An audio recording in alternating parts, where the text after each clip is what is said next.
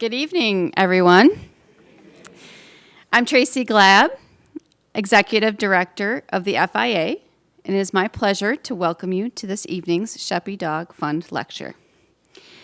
It is a part of our, some of you frequent Sheppy Dog Fund Lecture attendees might have noticed we moved from Wednesday to Thursday nights, and that's because of the FIA's initiative to have late night Thursdays. So we're open till 8 p.m. every Thursday. And just this month of March, we started adding programming to late nights. So a couple weeks ago, we had an artist demonstration in the lobby. We've had lectures. Next week, it's a book discussion. And then I think the week after that is a free film. So check out our website and look at the programs. They're all free, and it gives you something to do on a late night. Tonight, we have Dr. Markus Cruse with us for a presentation on the Catalan Atlas of 1375, the most interesting map in the world. This is actually Dr. Cruse's third Sheppy Dog Fund lecture for the FIA. He presented on the Book of Marvels in December 2021 and gave a virtual lecture in February 2021 on the Silk Road. All of those lectures are available on our YouTube channel if you want to look them up after this lecture. The Sheppy Dog Fund Lecture Series was established in 2012 by Dr. Alan Klein to address the topics of art, religion, and history prior to the 19th century. Thank you, Alan, for continuing to bring these wonderful lectures to the FIA.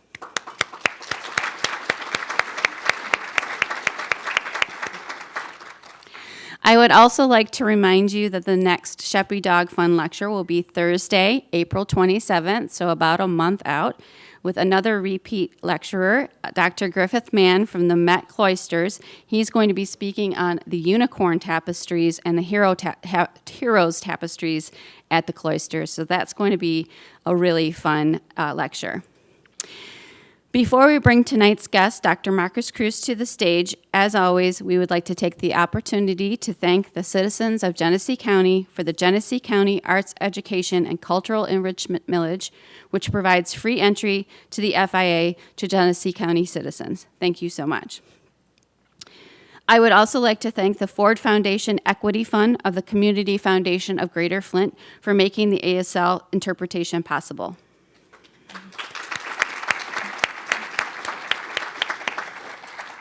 Now, please take a moment to silence your electronic devices. Dr. Markus Cruse is Associate Professor of French in the School of International Letters and Cultures at Arizona State University.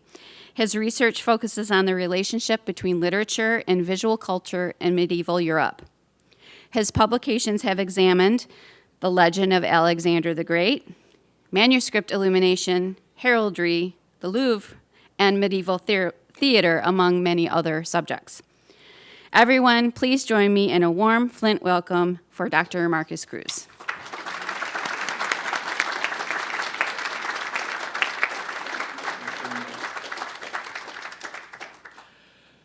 Well, good evening, everybody.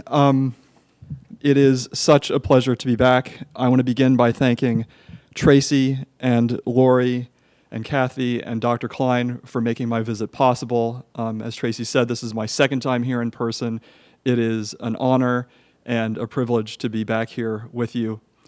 So I'd like to begin by addressing a question that you may have, and that concerns why is a French professor of medieval French literature talking to you about a map, not a literary work, that was made in Spain, not in France. So let me explain, first of all, where this comes from, this presentation.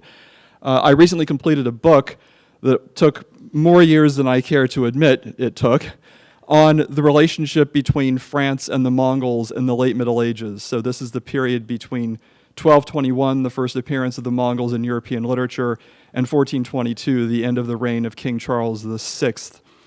And in the course of writing that book, I became very interested in the reception of Marco Polo's travel text in late medieval France. Now, I say travel text. In fact, Marco Polo's text is an encyclopedia. It covers many, many topics. And Polo himself titled his work, the description of the world. And that's how I'll refer to it this evening. So as I delved into this topic, it became increasingly clear that Polo had a profound influence on geographical knowledge in Western Europe. And this is known, this is a fairly obvious point, but I think that it's so obvious that many people just tend to overlook it. Well, of course, Marco Polo had these travels, they were extraordinary. But in fact, it's very important to sit down and think more deeply about what Polo's influence on Western European knowledge was. And so this evening's talk is really generated by the relationship between four men, four very important characters. The first is this man, Kublai Khan, whom Marco Polo, pictured here, served, in whose empire Marco Polo traveled, and in whose empire Marco Polo acquired a vast amount of geographical knowledge. That knowledge was subsequently absorbed and adapted by, I don't have a portrait for him, but a man named Elisha Kresk, who will become much more important in the subsequent discussion here, who was from Majorca. Here I'm showing you the Balearic Islands. We have Menorca, Majorca, and Ibiza here. This is the coast of northeastern Spain. Elisha Kresk lived in Majorca. He was a map maker and a chart maker, and he takes Marco Polo's text and he makes a map, which is the discussion this evening, the subject that we're talking about. And he makes that map, the Catalan Atlas, for this man, King Charles V of France, who reigned from 1364 to 1380. And this map, as we will see, was in the Louvre by 1380 and is still in the National Library of France to this day. As far as we know, it has never left Paris. And so that's why the Catalan Atlas came into my orbit and it became part of my book. There are many stories to tell about the Catalan Atlas. I'm just going to scratch the surface this evening, and we will have time, of course, for discussion after I finish. So, to begin, we're not actually going to talk about the Atlas right off the bat, because I want to establish some of the historical and intellectual context around this atlas to help you really appreciate why it is so important. So let's begin with this. Geography in the medieval West was not a separate discipline in universities and schools. It was a subsidiary of the study of astronomy and astrology and especially theology. And I'm showing you this image from what is called a moralized Bible, which was a special adaptation of the Bible to help lay people in particular understand biblical text, because it is one of the opening images in such a Bible. And it shows God, the geometer, making the cosmos, and you see that he has a compass here. He is describing a perfectly spherical cosmos, universe, in the center of which is this golden blob, and anybody want to take a guess what that is? That's the Earth, because it's a geocentric universe. And then the Earth, it's inchoate, it is coming into being, so it is not formed yet. It is accompanied by other celestial objects, the sun and the moon, and then we have other astral bodies around it, stars and perhaps planets are indicated as well. And I'm showing you this for a couple of reasons. First of all, because it reminds us that geography, as a subsidiary discipline, was a largely conservative enterprise. And it was framed, as we see literally in this image, by the understanding that the medieval Europeans had inherited of the world from the Bible, the Greeks, and the Romans. And so new geographical knowledge in the Middle Ages was certainly produced. It isn't that the medieval Europeans didn't know about the world, didn't learn about it, didn't absorb new material and information. It's that filtering that into elite intellectual academic discourse and representations was a fairly slow and lengthy process. There was a resistance there to the new, which was typical of a certain medieval intellectual tradition. Now, I don't want to exaggerate this, because you may think that I'm saying that the Middle Ages was static, that it was superstitious, that it didn't change, all of which is nonsense, as we're about to see. The whole point of this discussion, in fact, is to show you that the Middle Ages was very open and dynamic and innovative in how it understood the world. Nonetheless, when it came to academic, ecclesiastically accepted geography, this is what we're talking about, this kind of a model, bounded, as it were, by theological knowledge and discourse. The second reason I'm showing you this is quite simply to get something out of the way right off the bat. The Middle Ages in Europe did not think that the world was flat. This is actually going to come back and be very, very important at the end of my talk, but let's get that out of the way right now. And do you know why? Do you know who says, what major Greek philosopher resource says that the world is round, as a sphere, I should say? Aristotle. He says it. And they loved Aristotle, especially beginning of the 12th century when they start to get him from the Arabs and the translations that are being made in Spain. And so they know, and even before then, they knew that the earth was a sphere. And we can come back to that at the end of the talk. If you sail, you know that the world is a sphere. If you travel in mountainous areas, you know the world is a sphere. And if you're an astronomer, you know the world is a sphere. And there are various ways that we can talk about how these proofs are made. So that is why we start with this image. Now, this also leads us to a further discussion of just what the basic parameters of medieval geography were. So what I'm showing you here is the essential schoolboy map for learning geography in the Middle Ages. I'm showing you this in an 11th century copy of a 7th century encyclopedia, Isidore of Seville's Etymologies, one of the most important school texts of the Middle Ages in Europe and indeed beyond the Middle Ages. And what we see is that the world, indeed the cosmos, because that's what's represented here is the universe, consists of 3 concentric circles. And in the center circle, we have the 3 known continents. We have Asia, the bottom left quadrant is Europe, and the bottom right quadrant is Africa. Notice the size of Asia, and notice the orientation. East is oriented up, and east is oriented up because that is the direction in which the sun rises, and is hence the direction of resurrection and renewal. And it is also the direction from the Latin Western perspective in which Eden is located. And so the east is the privileged direction, the privileged position on the map.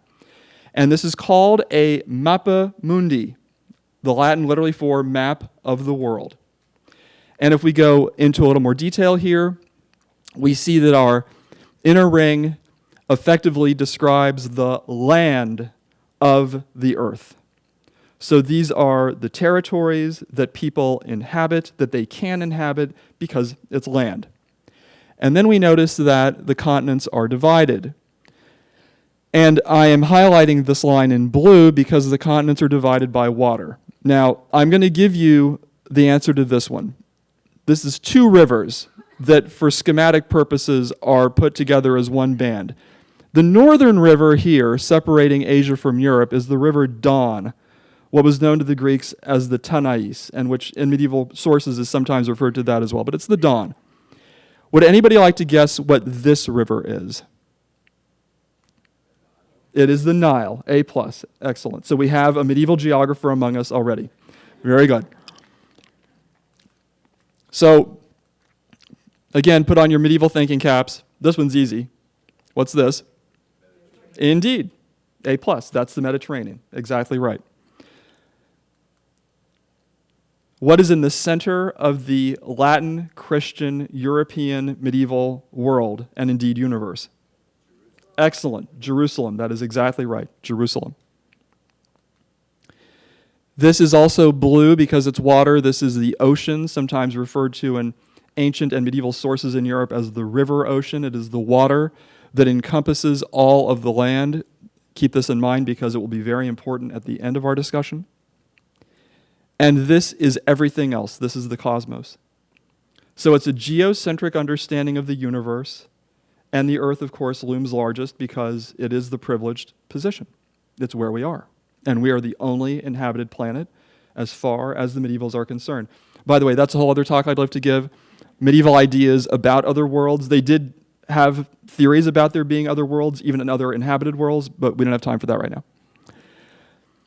Now, the mappa mundi is the essential schematic for understanding how the medieval Europeans understand geography. But that is not to say that they did not have sophisticated and in many ways accurate maps. One of the reasons for this accurate mapping is that they inherited the Roman mapping tradition. The Roman mapping tradition never died. It continued into the Middle Ages, and in particular, it meant that the Europeans had a very good sense of the Mediterranean. Then, with the increase in trade and urbanization and wealth in particular 13th and 14th centuries, we had the development of what are known as portolan charts. And a portolan chart, quite simply, is a navigational aid. These were practical maps. They showed the contours, the outlines of coasts, and they had numerous names written on them to indicate ports.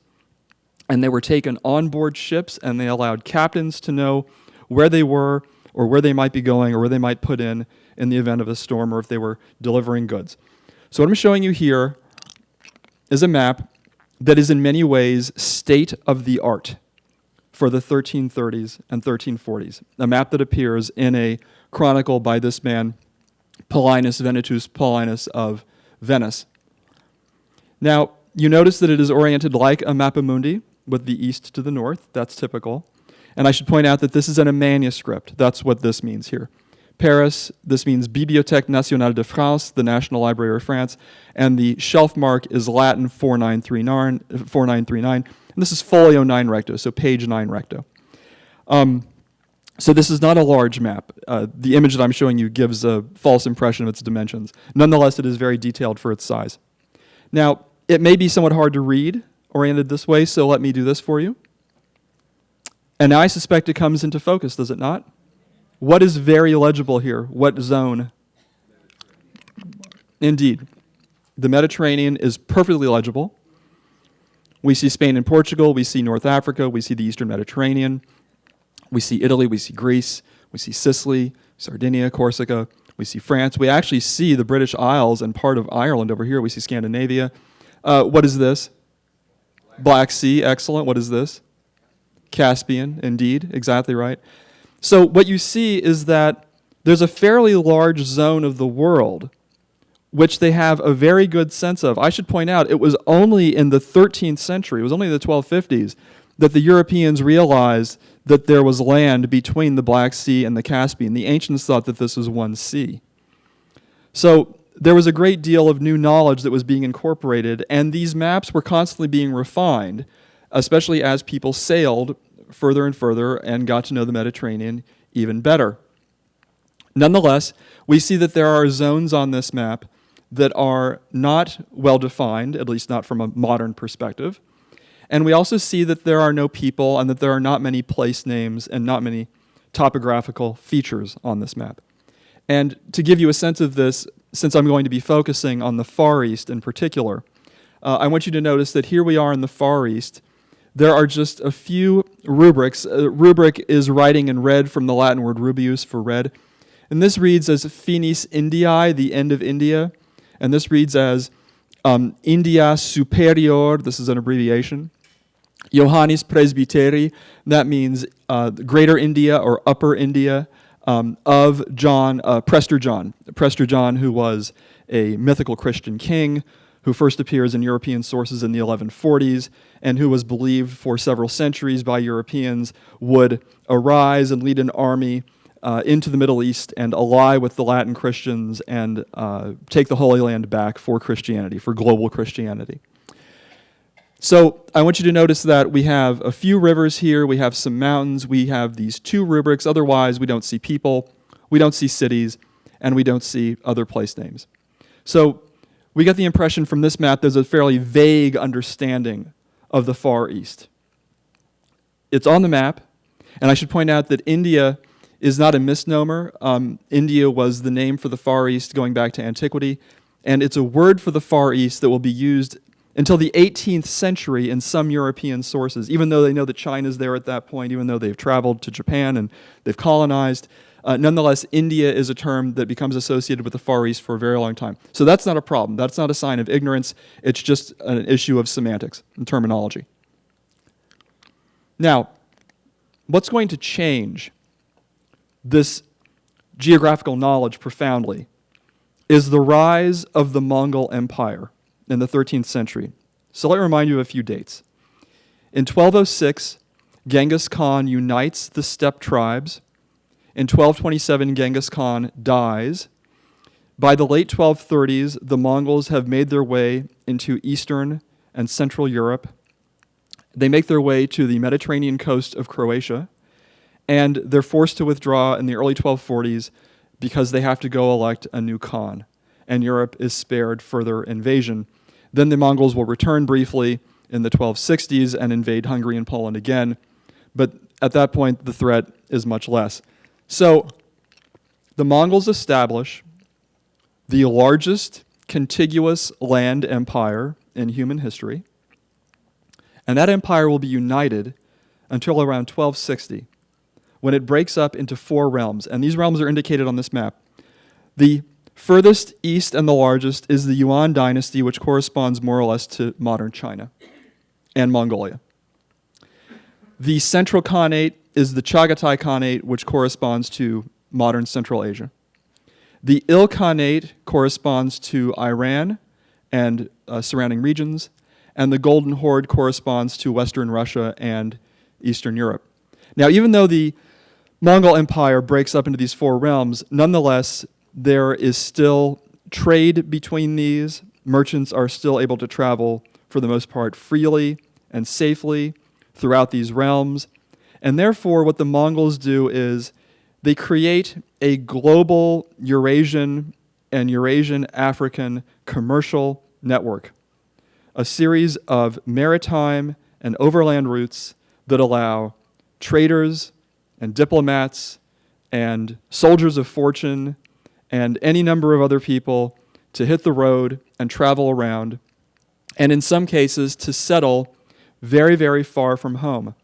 Easterners who will settle further west, Westerners who will settle further east. People from the north who are settling further south, people from the south going north. So this is what's been referred to as a world system. All of these places interconnected. And I love this map because it reminds us that we're not just talking about overland routes. The Silk Road, of course, is what we think of here, but that's a misnomer. It should be the Silk Roads, plural. There were multiple caravan routes. And then we also have what's referred to by historians as the Maritime Silk Road. And as we see, it's not just about Europe and Asia, it also includes Africa and almost the entire coast of Africa. Okay. So when we think about the Mongol influence on European geographical knowledge, one name stands above all others, and that is, of course, Marco Polo. Now, we can be certain that there were other Europeans who made extraordinary journeys. We know that there were other Europeans who settled outside of Europe in non-Christian lands in the Far East, in India. Already in the 13th and the 14th centuries, this was happening. But the reason that Marco Polo is one of the few 13th century people we can still name is that when he comes back to Europe after his extraordinary odyssey, he writes down what he has learned. And he writes it down from the perspective of a Mongol. He has thoroughly Mongolized in his time serving Kublai Khan and the Mongols. And he has traveled, and he has learned, and he has absorbed, and he has taken notes. And all of this is poured into his description of the world. And that's why Marco Polo was so important. So let's just take a quick look at what he does. He leaves from Venice, and then he goes with his father and his uncle, and they spend a couple of years in the Middle East. He actually leaves Venice in 1269. But then they spend a couple of years in the Middle East. I won't go into it, but the Pope dies. A new Pope has to be elected. They're waiting for the new Pope to be elected so that they can get letters from the Pope to take back to the Khan. They take the overland route out. They spend about 16 years there, and then they take the maritime route back. And while Marco Polo is here, and this is how his text opens, he is made a messenger by Kublai Khan, and Kublai continues to rely on Polo and eventually promotes him and brings him into his inner circle, because when Polo travels and comes back to the Khan, he tells the Khan what he has seen, and he tells him in great detail. And no other messengers do this, according to Marco Polo. Now, he may just be burnishing his image and exaggerating his importance, but certainly the idea that Polo is ambitious, and he's also eager, and he's young, and he's learning all of these things and discovering these new things. We get the sense of his personality when we read the introduction to his travel account. So, very quickly, because he was so important, let's just look at a few of the dates to establish who he was and when he was. So he's born around 1254.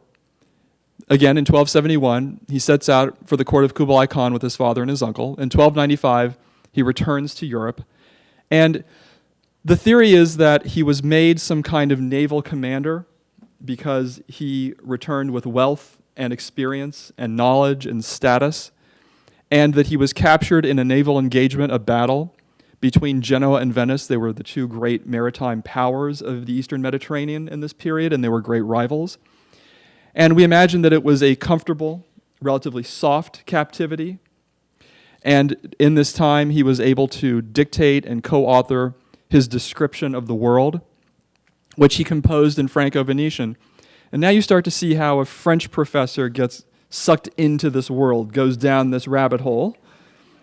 Because if you can read Old French, you can read Franco-Venetian. It's a dialect of Old French. And then the question becomes, well, why would he compose it in Franco-Venetian? Why not in Venetian? Or why not in Latin?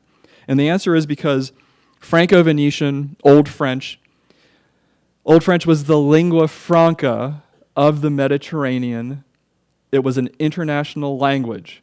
It was also the language of the commercial elite and the educated laity in this period.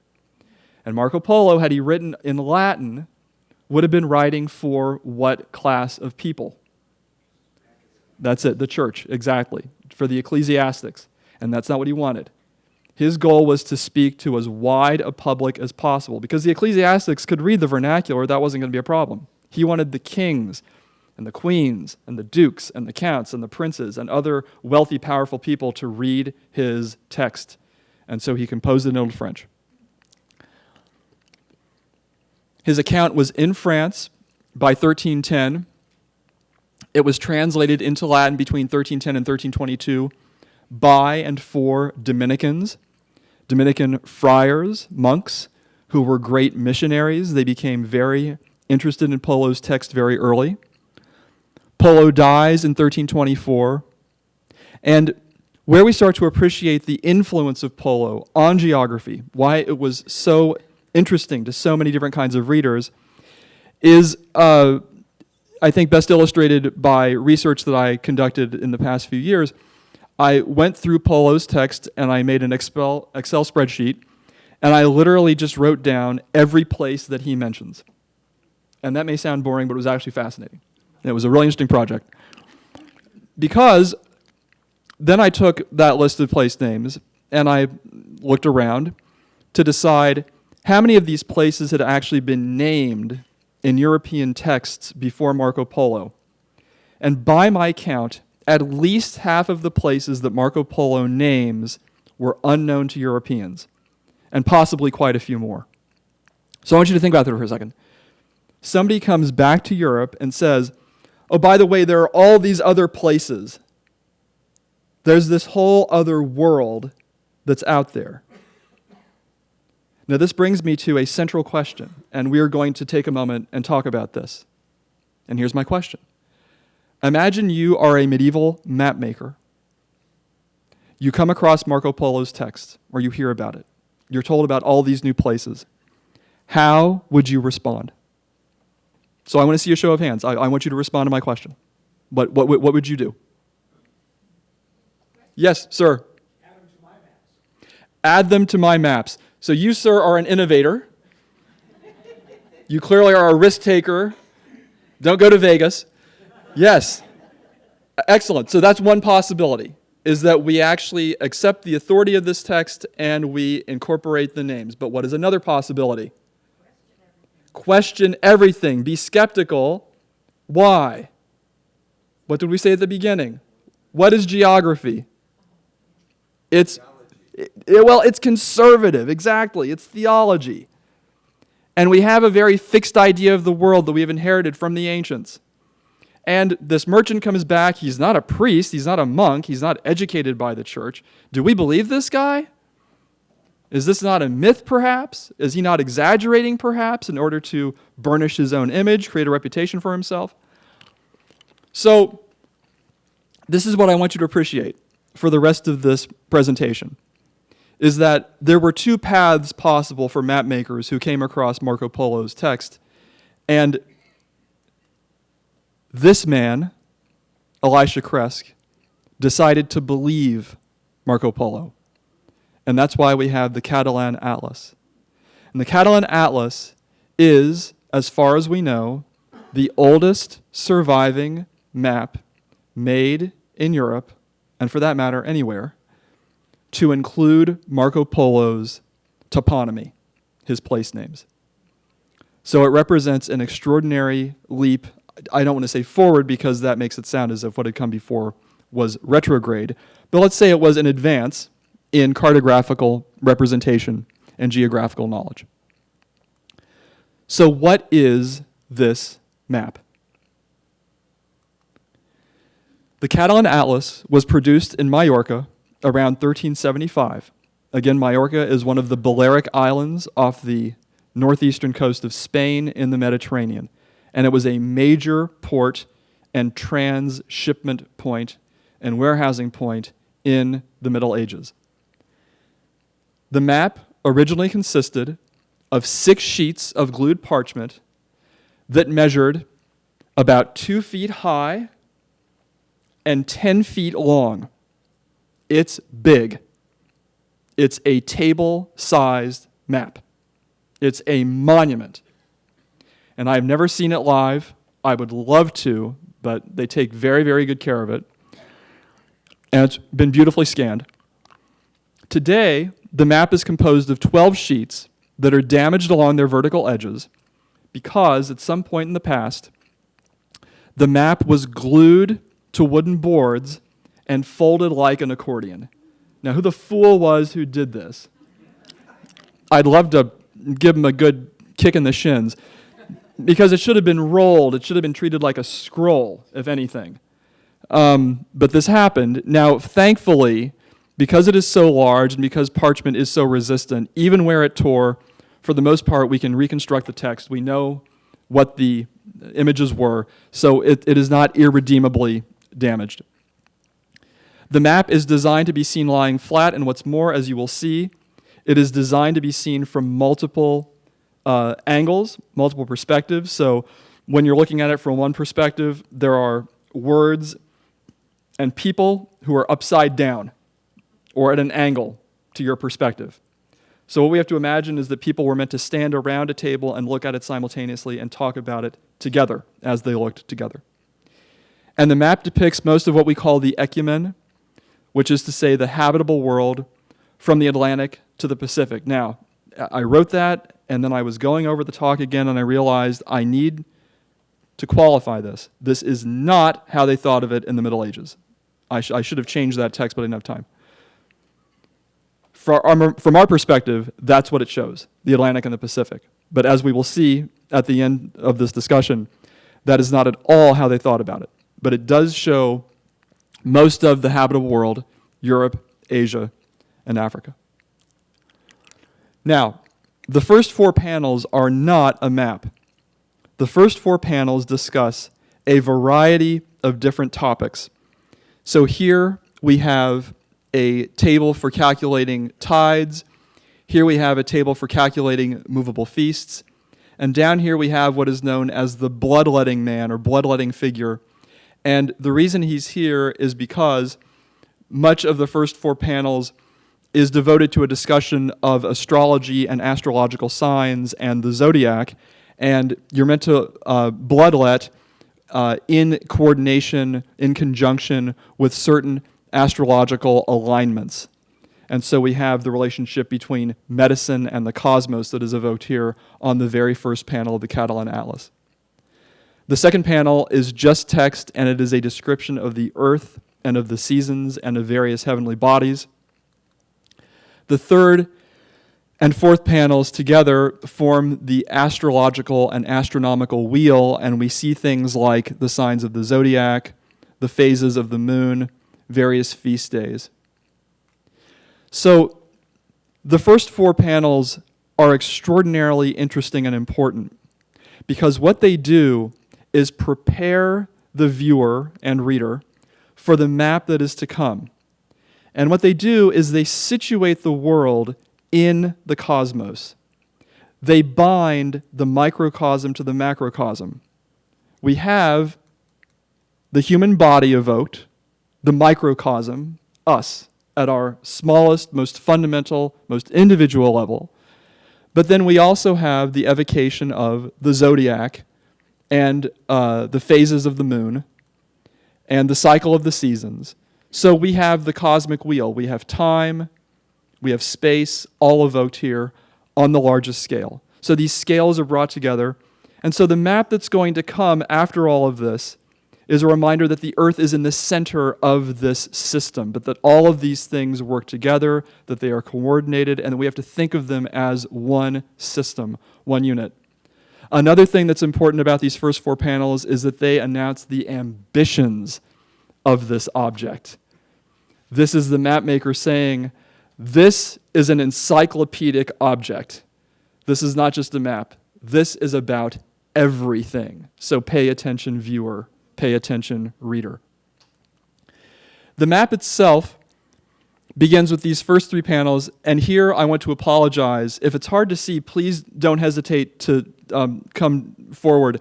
But I had to darken the image somewhat because if it's lighter, the contrast is not sharp enough and the landmass is almost invisible against the water. So my apologies for how dark this is.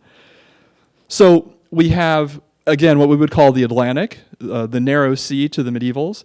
And then I think you can see very clearly Spain, France, Italy, Sicily. We have our Balearic Islands here, so Majorca's right there. Northern Africa, Central Europe, England, Ireland, Scotland, Scandinavia. And you can see that the Mediterranean is very well described. This is, after all, a mapmaker who lives in the Mediterranean. So he has a very clear sense of what the Mediterranean looks like, and as you will see, he was also a chart maker. The next 3 panels show the eastern end of the Mediterranean. What's this, folks? That's the Red Sea. Can you see the color? It's a little dark, but it is indeed red. It is the Red Sea. Persian Gulf. What's this? Black Sea, good. And Caspian, excellent. The Caucasus here, very good. And then, very interesting, very important, we have Western India. And the Catalan Atlas is the oldest surviving European map to show India as a peninsula. And the last 2 panels, panels 11 and 12, show us the Far East, roughly corresponding to China and northeastern India and southeastern Asia.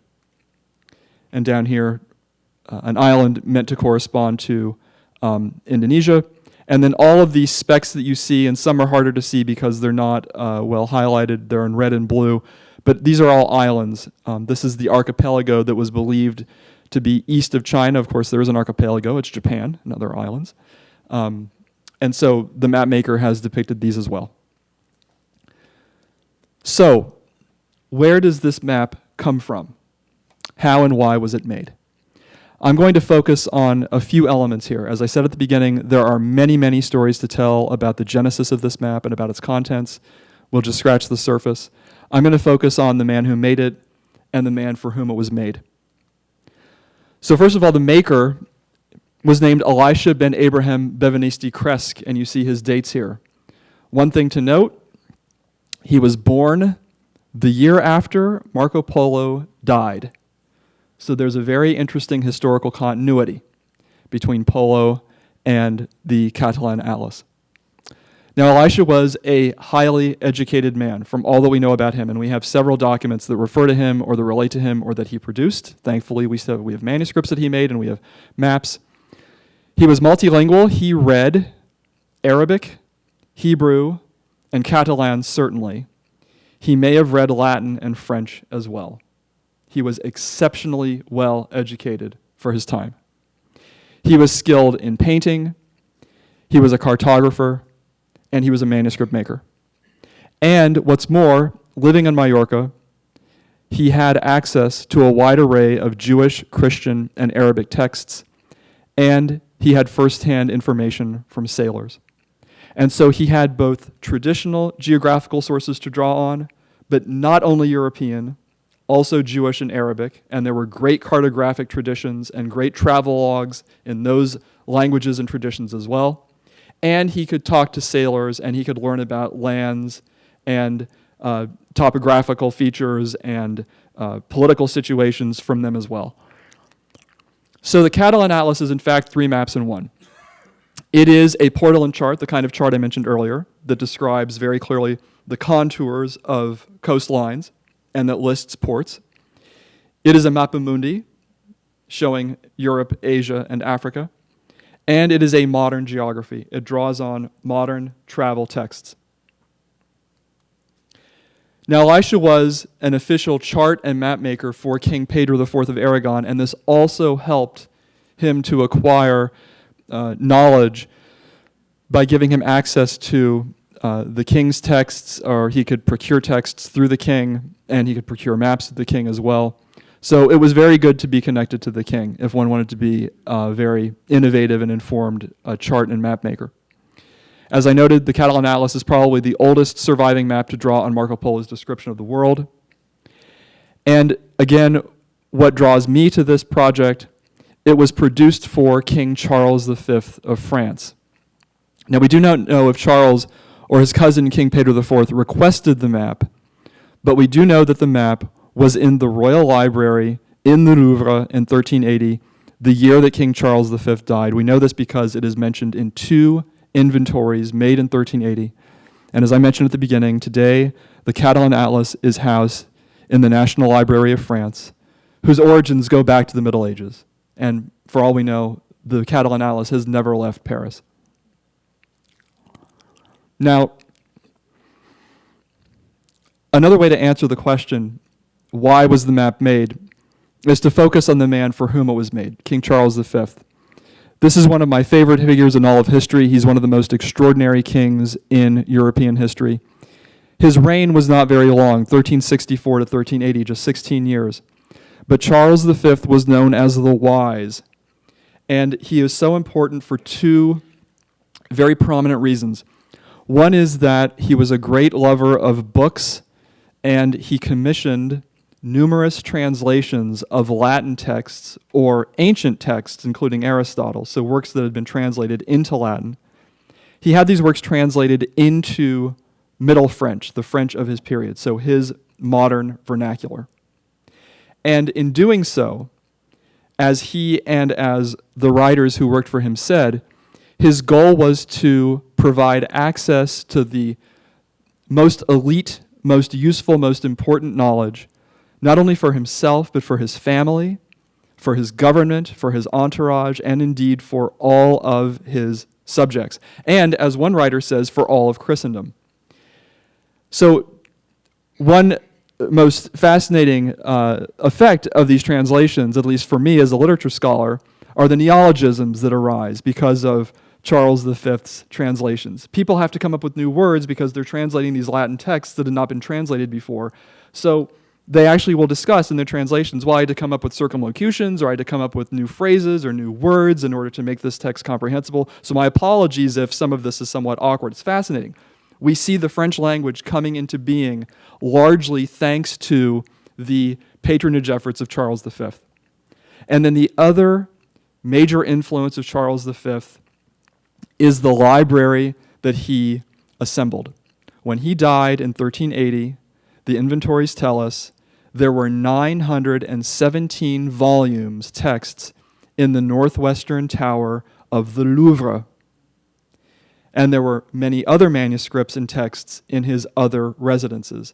So this was an immense library for a king of this period, and it's not enough to say, it isn't fair to say that it began the Royal Library. The library was already there, but it really launched in many ways what has become the National Library of France, which, like the Library of Congress, is one of the largest libraries in the world.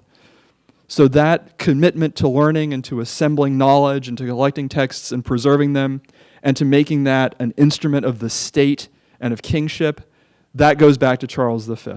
And so we have him to thank for the National Library of France in many ways.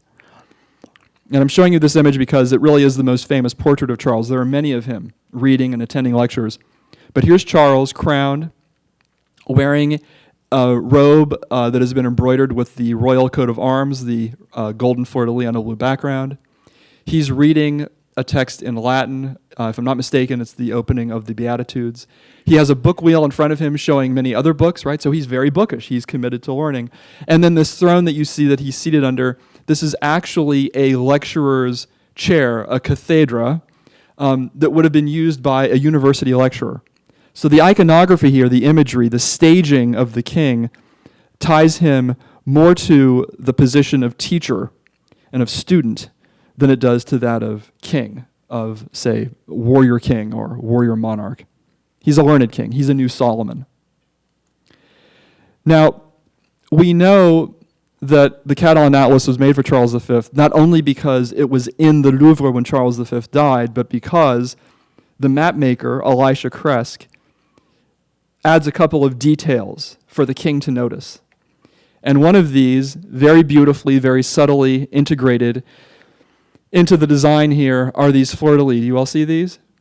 Okay, and they're everywhere. They're on every single one of these lozenges. These lozenges, by the way, are called a diaper ground, from the French diapre, so diamonds.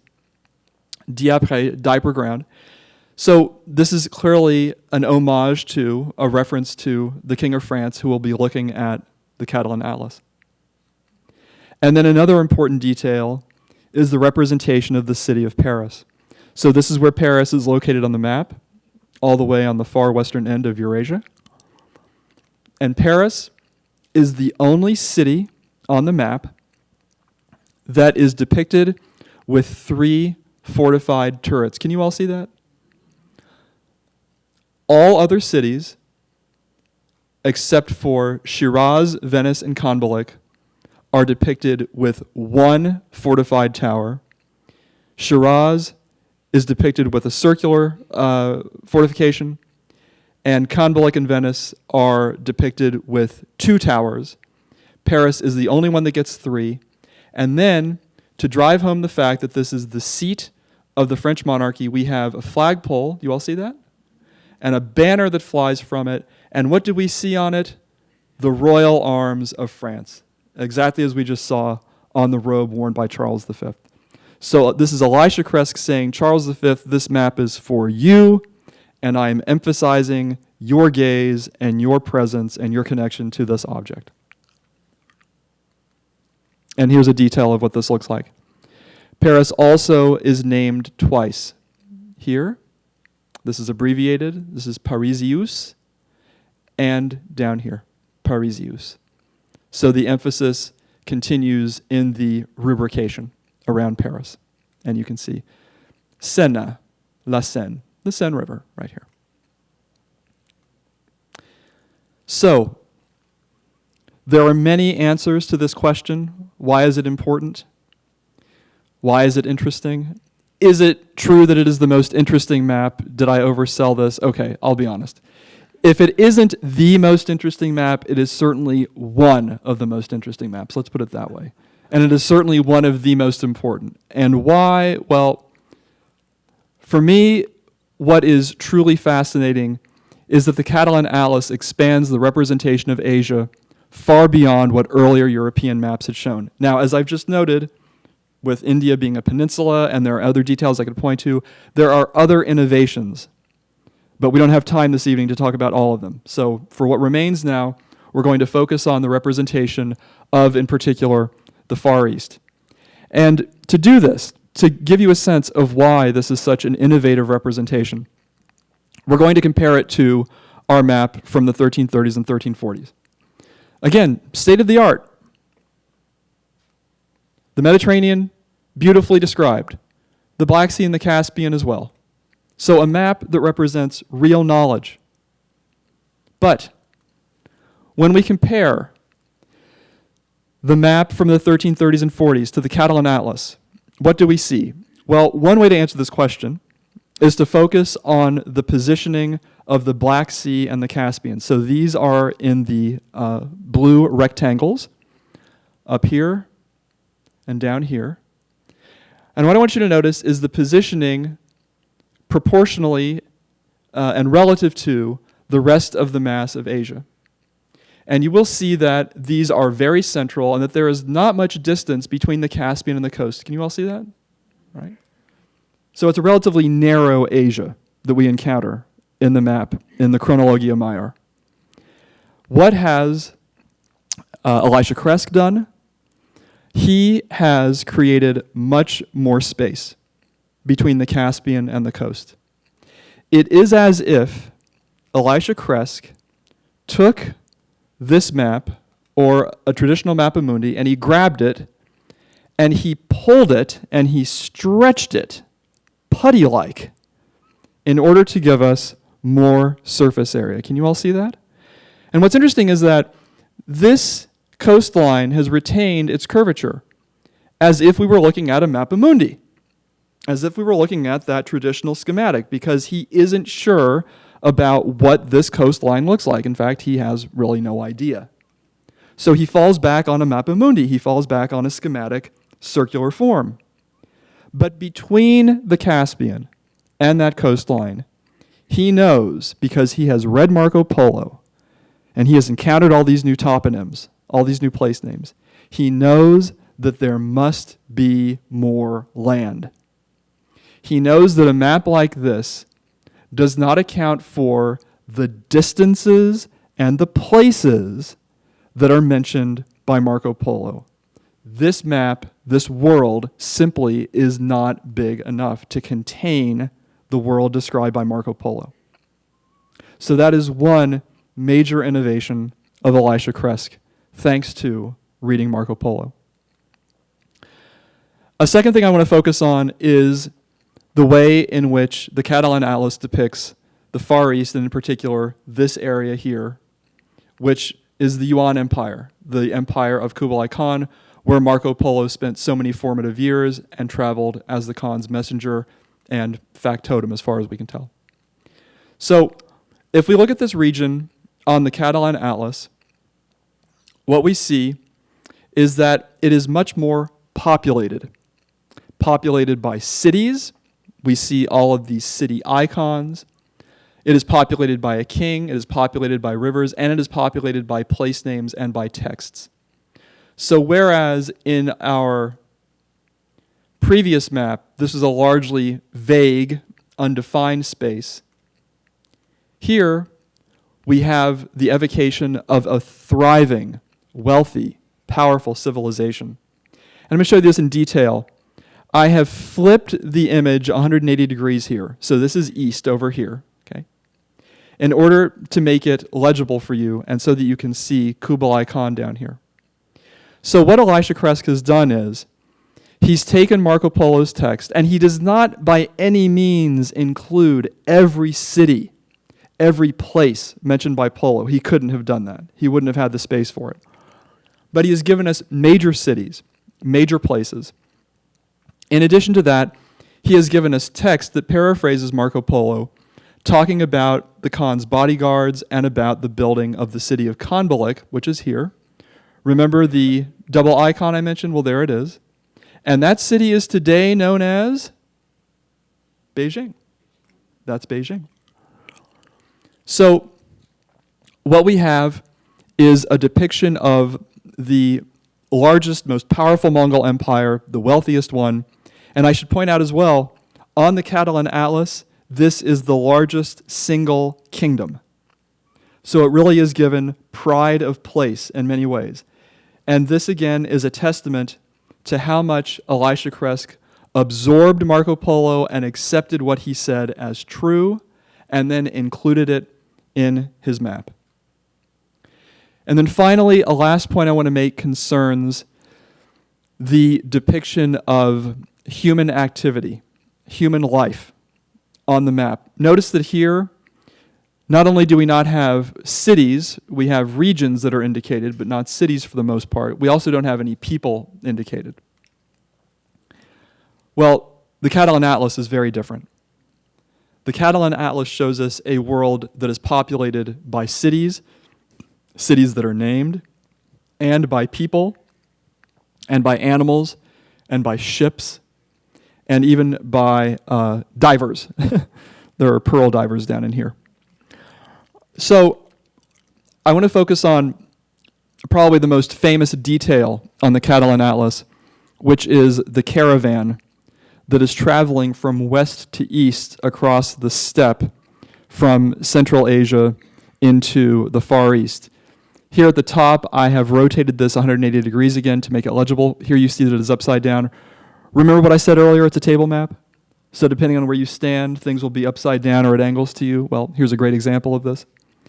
And here we see heavily laden camels walking to the east with the camel drivers behind them. And then up here we have the merchants, the owners of the goods. They are elite. They get to ride on horseback. And I want you to notice a really wonderful, realistic, humorous detail here. Do you see what is happening to this man? He's falling asleep. It's brilliant.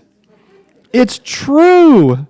Yes, these were long, physically demanding, exhausting trips that these people made. It is a wonderful detail, and I think it gives us real insight into Elisha Cresque's personality. This was a witty, smart, interesting person who was a very inspired artist and who planted all kinds of really extraordinary details in this map, and this is but one of many.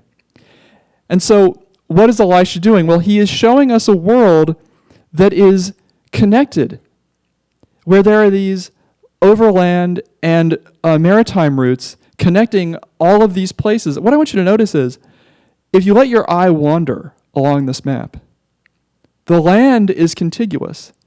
You can go from the western coast of France all the way here, overland, overland, overland. You can go from here all the way back this way and down into Africa.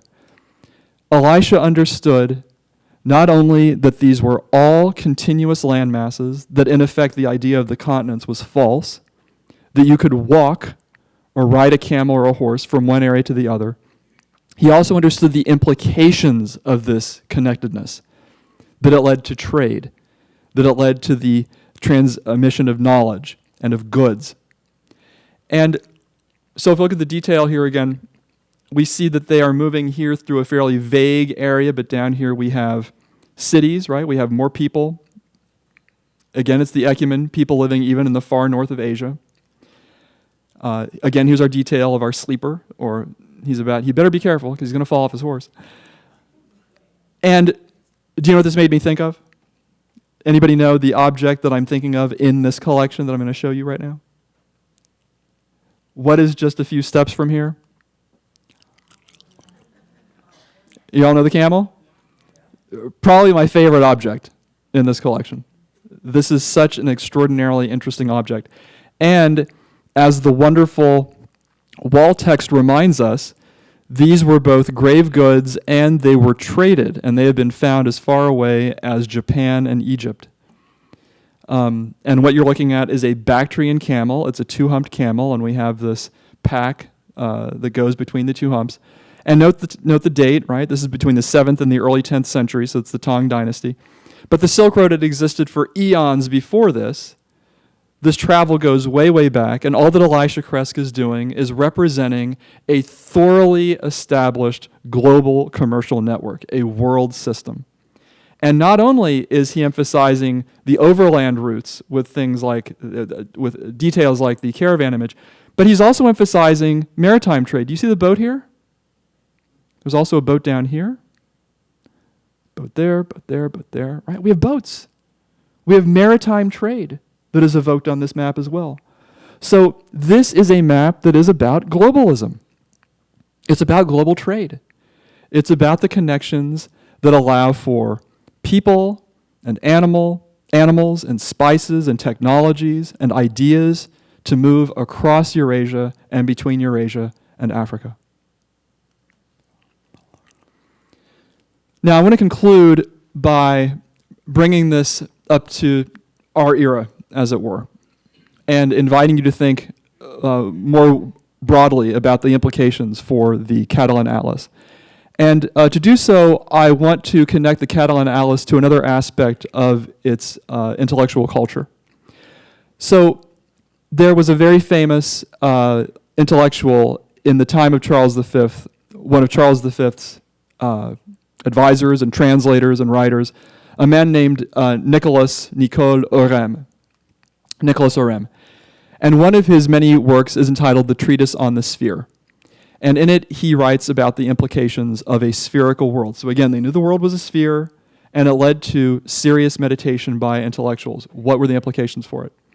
Well, one thing that Orem observes is that the Earth is immense, but that it can be circumnavigated.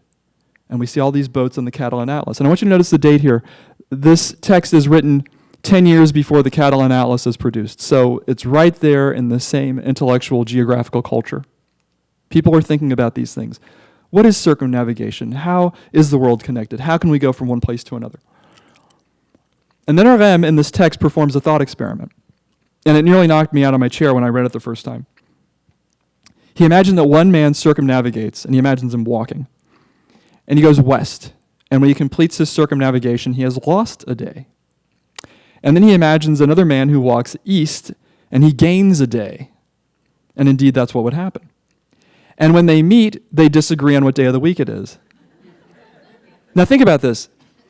He doesn't know about the solar system. He doesn't have a heliocentric model in his head. He's using a geocentric idea of the cosmos, and yet he understands the implications of the world being a sphere. He understands what it does to relativize the perception of time and the calendar. It's quite profound when you think about the intellectual leap that he has made in thinking this way. And Orem also writes in this text, according to Aristotle, at the end of the second book of De Caelo Mundo, of the heavens and earth, the end of the habitable world in the east and the end of the habitable world in the west are very close to one another, and between them there is only a sea that is not very wide. And for this reason, between one end of the habitable world and the other, there is much more space than half of the circumference of the earth. What's the implication? What can you do? If you set sail from France and you go west, where will you end up? In China, in Asia. He knows this because he's read Aristotle. Aristotle himself had this idea a long, long time ago. And so this idea gets reactivated in this period. And what's most interesting is that the Catalan Atlas itself invites us to take this God's eye or satellite eye view of the world. Here's what it says in that opening text, those first 4 panels I showed you. On the second panel it says, "The world is round in shape, which is why it is called orbis, meaning roundness.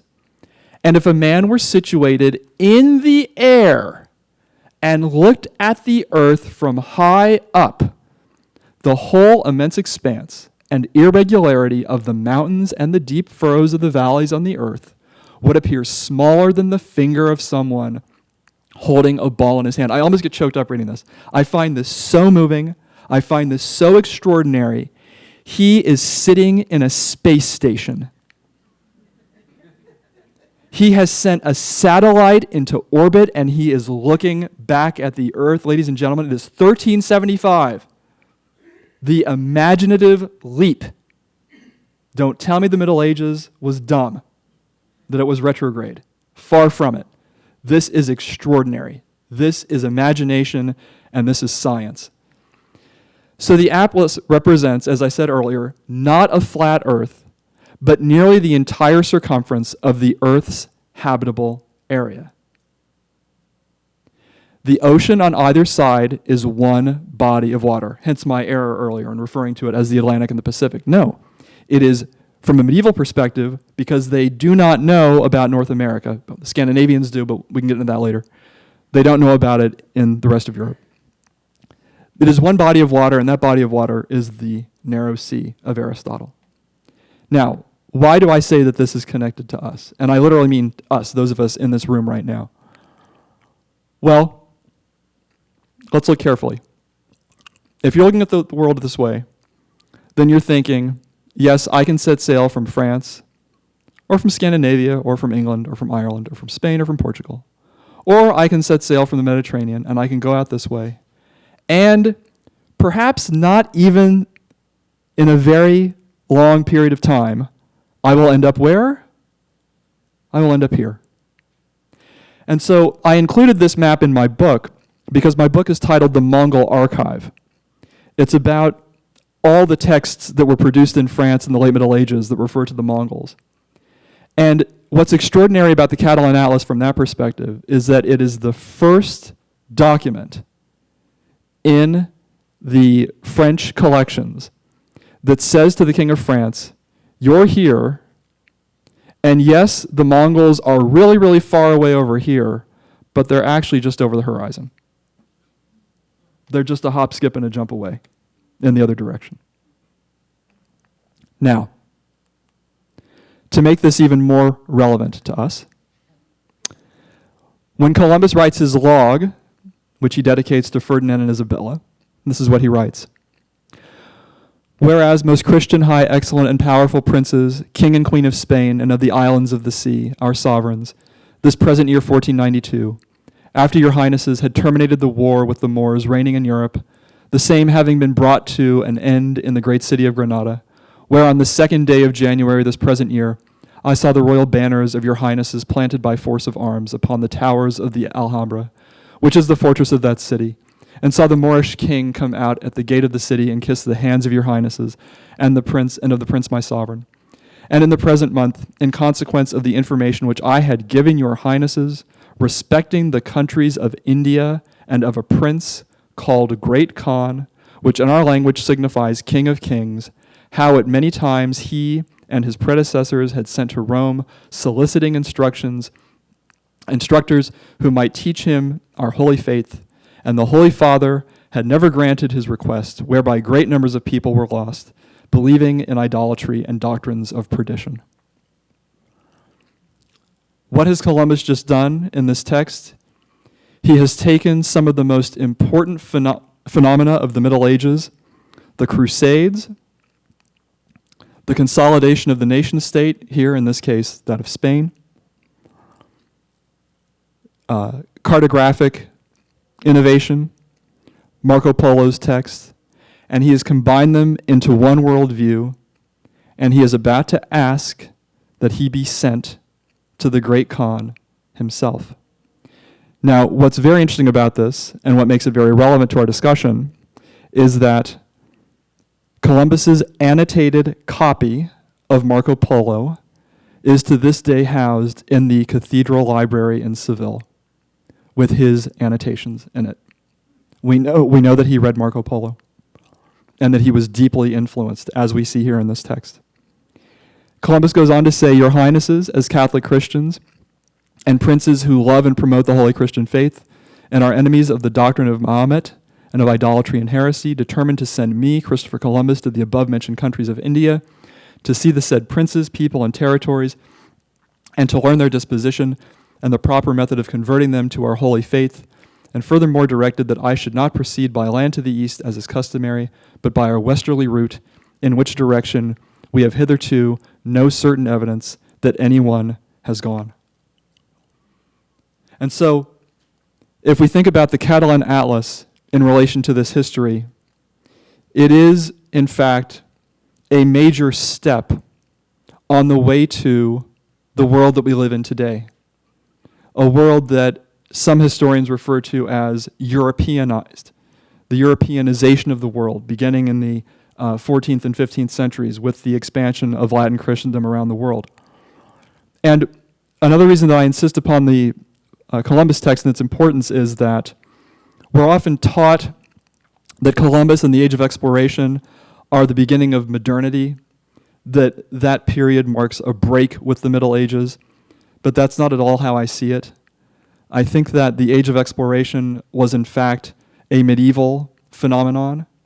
It was the moment when medieval Europe had the technical and the ideological and the institutional wherewithal to expand out into the world and eventually conquer and colonize the world.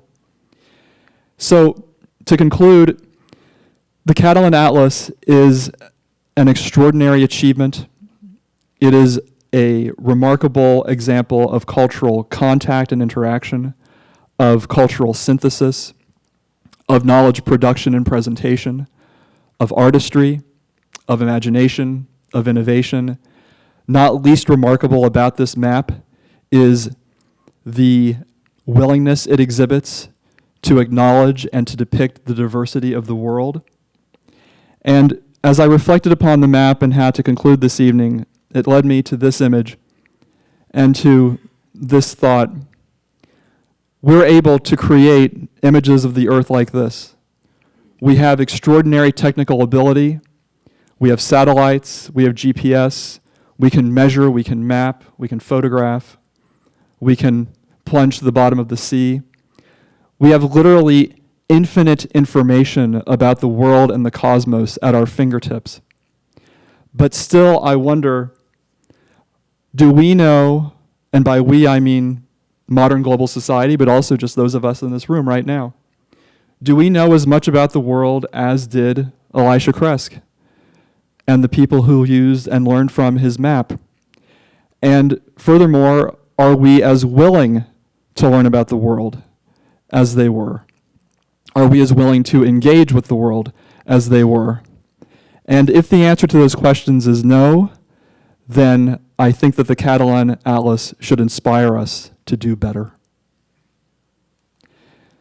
If you would like more information on this atlas, this is the book I mentioned earlier, The Definitive Study. It's around 400 pages that came out 3 years ago by Katrine Cogman Apple. And thank you very much, and I welcome your questions and comments.